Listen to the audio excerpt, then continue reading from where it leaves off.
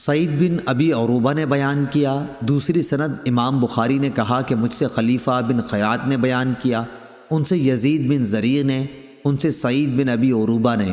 ان سے قتادہ نے اور ان سے انس رضی اللہ عنہ نے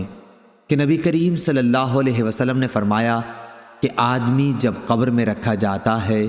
اور دفن کر کے اس کے لوگ باغ پیٹھ موڑ کر رخصت ہوتے ہیں تو وہ ان کے جوتوں کی آواز سنتا ہے۔ پھر دو فرشتے آتے ہیں، اسے بٹھاتے ہیں اور پوچھتے ہیں کہ اس شخص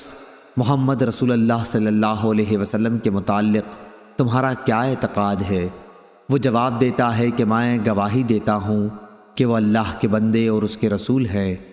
اس جواب پر اس سے کہا جاتا ہے کہ یہ دیکھ جہنم کا اپنا ایک ٹھکانہ،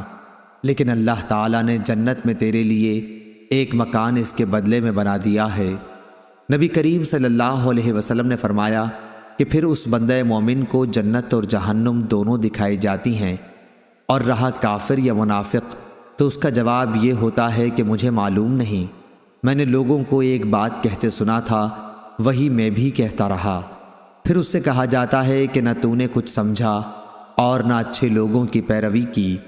اس کے بعد اسے ایک لوہے کے ہتھوڑے سے بڑے زور سے مارا جاتا ہے، اور وہ اتنے بھیانک طریقے سے چیختا ہے کہ انسان اور جن کے سوا ارد گرد کی تمام مخلوق سنتی ہے۔